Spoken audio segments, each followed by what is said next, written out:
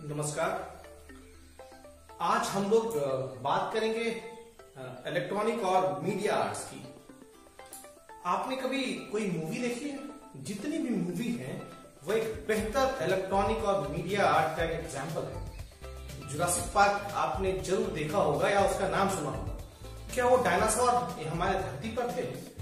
नहीं, फिर भी वो डायनासोर की इतनी बेहतरीन जो इमेजिनेशन और इतनी अच्छी उन्होंने हमें दिखाया जो लग रहे थे सच में वास्तविक है, जो हमारे कहीं ना कहीं हमारे जो इमोशंस हैं उसको जागृत कर रहे हैं।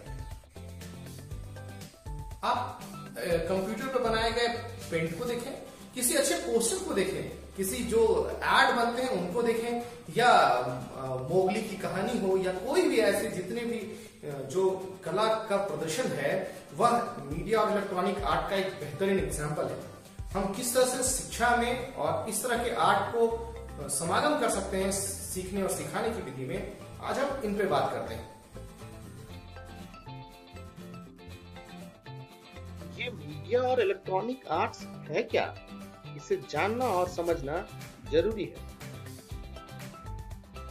मीडिया और इलेक्ट्रॉनिक आर्ट एक कंप्यूटर आधारित आर्ट है और इसे कई नामों से जाना जाता है, जैसे computer art, e art, digital art, multimedia art, new media art आदि कई नामों से इसे जाना जाता है। Video, film, photography, audio, digital art, animation या किसी अन्य इंटरैक्टिव मीडिया के द्वारा जो मानवीय संप्रेषण या संवाद होता है उसे हम मीडिया और इलेक्ट्रॉनिक आर्ट्स के अंतर्गत लेते हैं। ये ऐसी तकनीकों को तो शामिल करता ही है जो आभासी होते हैं, जैसे कि कंप्यूटर ग्राफिक्स, एनिमेशन, कोई लाइट इफेक्ट हो, कोई साउंड का इफेक्ट है, कोई रोबोटिक इफेक्ट हो, इनको तो शामिल करता ही करता है। साथ में यदि कोई व्यक्ति भी अपना प्रस्तुति दे रहा है, उसकी वीडियो रिकॉर्डिंग की है, ये सभी जो कम्युनिकेशन होंगे यह भी इलेक्ट्रॉनिक और मीडिया आर्ट के अंतर्गत आएंगे। आप जो यह प्रेजेंटेशन और यह जो वीडियो देख रहे हैं यह भी एक मीडिया और इलेक्ट्रॉनिक आर्ट का एक अच्छा उदाहरण है। यानी कि जो मीडिया और इलेक्ट्रॉनिक आर्ट है वह जो आधुनिक कंप्यूटर तकनीक है उसका प्रयोग करता है और बहुत सारे उससे जुड़े हुए टूल, एप्लीकेशन और सॉफ्टवेयर का प्रयोग करता है। आर्ट के किसी भी स्वरूप को हमें किसी भी दायरे में बांध कर नहीं देख सकते, यानी उसे कोई निश्चित प्रकार नहीं हो सकते।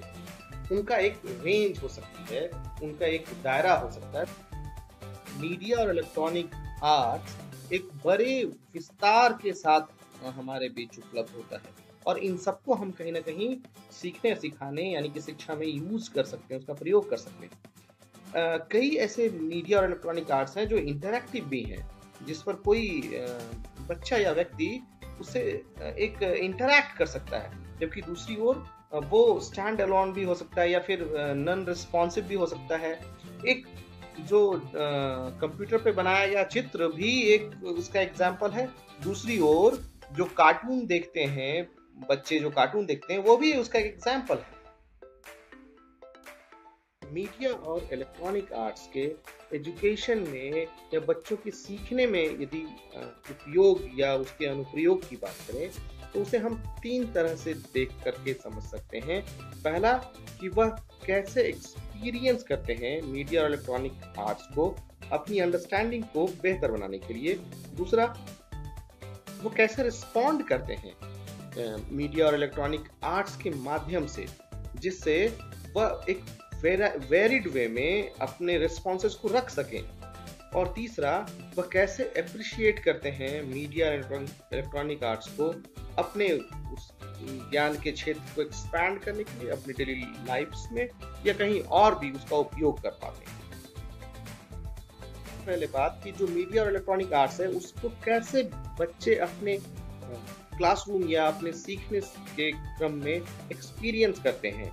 तो कई ऐसे क्षेत्र हैं जहां पर एक बच्चा मीडिया और लर्निंग इलेक्ट्रॉनिक आर्ट है उसको एक्सपीरियंस करता है। उसका सबसे अच्छा एग्जांपल एक टेक्स्ट बुक है। टेक्स्ट बुक या कोई अन्य पुस्तकों में जो ग्राफ, पिक्चर आदि ऐड किए जाते हैं वो सभी तो इलेक्ट्रॉनिक मीडिया के द्वारा ही किए जाते हैं। यदि किसी कंटेंट को समझाने के लिए किसी वेबसाइट के रिसोर्सेज, ऑनलाइन रिसोर्सेज का सहारा लेते हैं या कोई वीडियो प्रेजेंटेशन द्वारा समझाना चाहते हैं, या कोई जैसे एग्जांपल लें कि डीएनए का स्ट्रक्चर ही समझाना हो, तो जरूरी नहीं है कि इसके लिए किसी बहुत बड़े लैब में जाने की जरूरत है। एक टीचर वर्चुअल जो एक आर्ट है, इसके माध्यम से इसका प्रयोग कर वह बहुत सारे जो कॉम्प्लिकेटेड स्ट्रक्चर है उसको आसानी से समझा सकता है। इस प्रकार टीचर कई रूप से, कई साधनों का या अपने प्रेजेंटेशन में इलेक्ट्रॉनिक और मीडिया आर्ट का इस्तेमाल कर, प्रयोग कर बच्चों के जो एक्सपीरियंसेस हैं उनको काफी एनरिच कर सकते हैं। यदि हम किसी बच्चे के सीखने के स्तर को समझना चाहते हैं तो बच्चों के रिस्पॉन्सेज बहुत जरूरी है।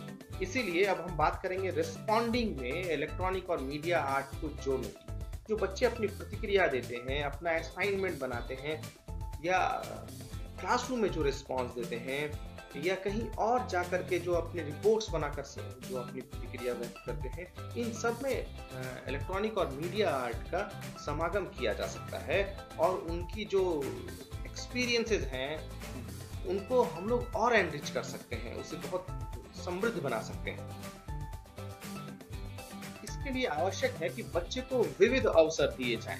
यह नहीं कि किसी एक चीज को बांध दिया जाए। जैसे वो कोई रिपोर्ट बना सकते हैं, उससे आजादी दी जानी चाहिए कि वो इलेक्ट्रॉनिक और मीडिया आर्ट का प्रयोग करे और रिपोर्ट को एक सुंदर तरीके से प्रस्तुत कर सकता है। वह किसी ब्लॉग द्वारा अपनी बात रख सकता है, अपनी किसी प्रेजेंटेशन द्वारा, पावर पॉइंट द्वारा, कई ऐसे चीजें हैं। रेडियो प्रोग्राम बना सकता है, वह एक वीडियो प्रोग्राम बना सकता है।